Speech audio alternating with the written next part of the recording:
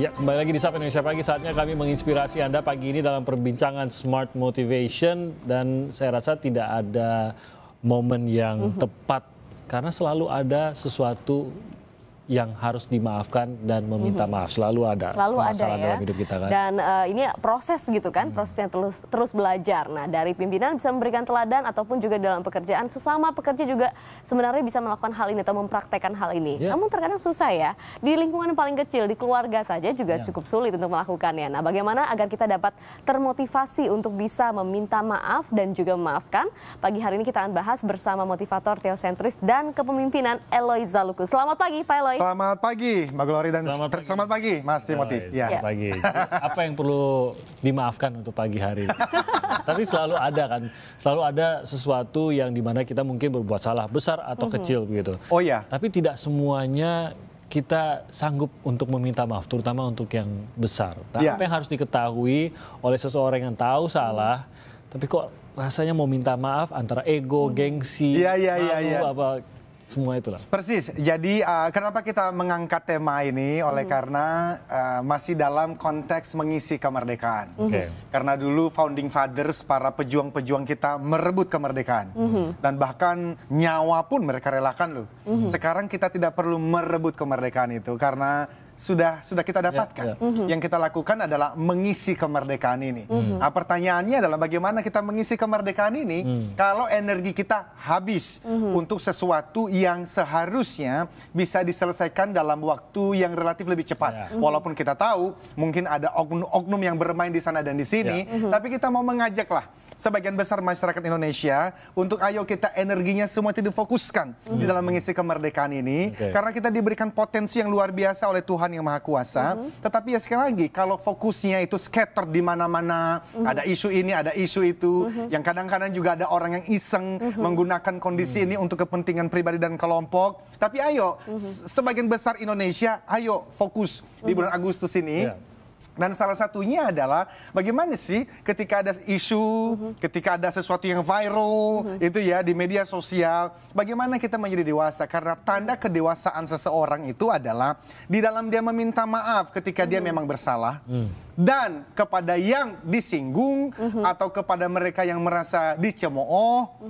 Juga tanda kedewasaannya adalah memberikan maaf. Nah, gitu ya. Jadi harus saling begitu ya. Harus saling dong. Bicara soal tadi merdeka, berarti banyak orang yang kalau belum bisa maafkan atau belum bisa meminta maaf itu masih terjajah dong. Masih artinya. Justru belum betul-betul merdeka. Nah, itu yang sedang kita bicarakan. Oleh karena kan kita tidak bisa membangun kemerdekaan ini, mengisi kemerdekaan ini sendirian. Kita hidup di tengah-tengah Indonesia yang dari berbagai suku, agama.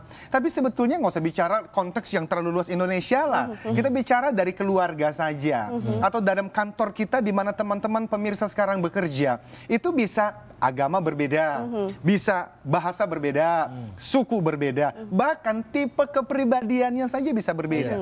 Dan itu bisa membuat potensi untuk berbeda pendapat, konflik itu bisa terjadi.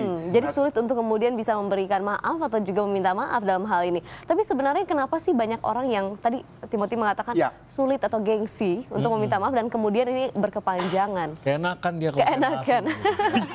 Pasti begitu pikiran. Iya, kan dia sudah kalau kesalahannya kecil ya nggak apa-apa dah. Ini kan kesalahannya penghinaan ini loh, gitu ya. Nah, ini sebetulnya kembali kepada kebiasaan kita masing-masing. Nah, makanya ini harus dimulai dari keluarga. Kita kan ingin menatap Indonesia bukan hanya di usia yang 74 tahun. Kita mau lihat di 200 bahkan 500 tahun kan. Dan karena itu pemirsa di luar sana yang punya anak juga mesti mengajarkan dari rumah. Contoh, ya toh, Budi berebut mainan dengan adiknya. Lalu adik perempuannya didorong. Si adik nangis dan jatuh. Nah, dia bisa belajar dari rumah kalau ibunya mengajarkan, ayo Budi, harus meminta maaf. Minta maaf kepada adikmu. Nah, sekarang Budi datang. Maaf, saya minta maaf sudah mendorongmu. Nah, Budi itu sekarang sudah usia 30 tahun, Mas Timothy.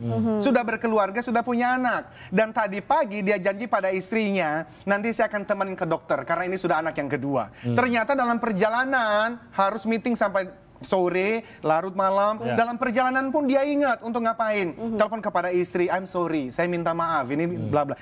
Karena ternyata hal-hal yang sederhana itu pun kita tidak terbiasa loh. Dan akhirnya istri habis waktunya untuk menyalahkan suami.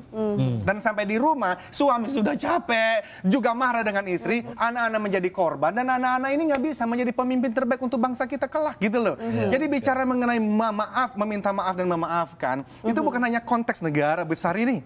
Tapi ayo kita mulai dari hal-hal kecil. Karena kalau itu dilakukan, dibiasakan, waduh bangsa ini besar sekali. Dari hal sederhana hari-hari. Hal-hal yang sederhana. Bagaimana kemudian tipsnya deh untuk bisa meminta maaf sesuai dengan hal-hal sederhana, pasti ada stepnya dong. Betul, karena beda-beda kan. Biar bisa sesuai gitu. Maaf atau sorry. Itu kan beda. Maaf tuh. Itu sudah tulus belum gitu? Kita masih belajar dari orang ini ahlinya. Jadi saya mesti buka nih ya. Ini dari Gary Chapman. Beliau melakukan survei bersama dengan Jennifer Thomas. Dan mereka menuliskan itu dalam buku mereka yang judulnya adalah The 5 Languages of Apology. Buku yang sebelumnya lebih berbicara mengenai 5 bahasa cinta, 5 bahasa kasih. Tapi ini 5 bahasa memaafkan. Yang pertama adalah expressing regret, mengekspresikan penyesalan. Nah itu bisa dengan I'm sorry, saya minta maaf. Itu sendiri kan sudah membuat pihak lain merasa Oke, kita mulai gitu ya. Tapi itu baru tahap pertama. Harusnya kalau sungguh-sungguh kita mau meminta maaf, harusnya ada yang kedua, namanya accepting responsibility. Apa artinya? Menerima tanggung jawab. Jadi saya meminta maaf karena saya terlambat. Nah, saya terlambat itu saya mengambil tanggung jawab. Kalau saya mengatakan saya meminta maaf memukulmu, habis kamu memulainya sih, itu nggak bisa. Jadi waktu meminta maaf, tidak boleh ada kata but. Tidak boleh kata ada tetapi. Jadi menerima tanggung jawab, tidak ada kata tetapi. Saya meminta maaf sudah menyakitimu.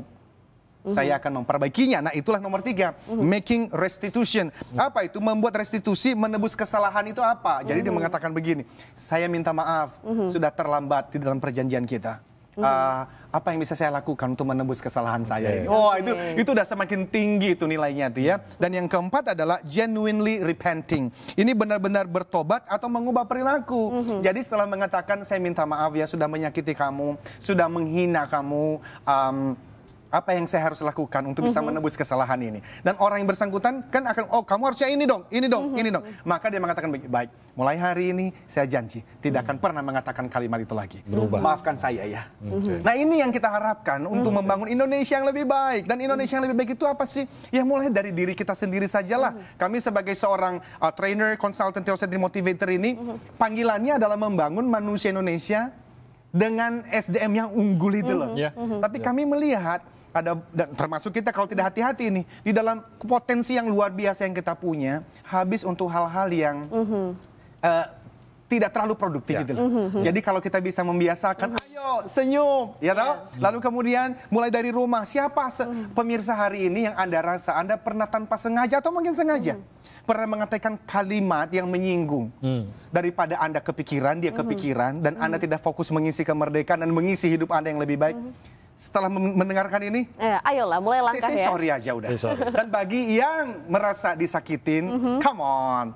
Nelson Mandela itu 27 tahun itu di penjara loh. Dan dia dengan bisa dan mampu untuk memaafkannya. Kenapa? Karena justru seseorang itu dibuktikan karakter hebatnya ketika dia mampu memaafkan pihak lain. Jadi kedewasaan karakter hebat itu muncul dari orang yang mau minta maaf maupun yang memberi maaf. Terima kasih Pak Elo sudah hadir di Sapa Indonesia hari ini. Selengkapnya bisa telepon langsung ya di acara Pak Elo ya. Ya, jadi kita ada setiap hari Senin pagi. Walaupun hari Senin yang akan datang ini, saya ada seminar bersama dengan Smart FM 2 jam. Ya, jadi itu live ya. Di Grand Hyatt Hotel Jakarta.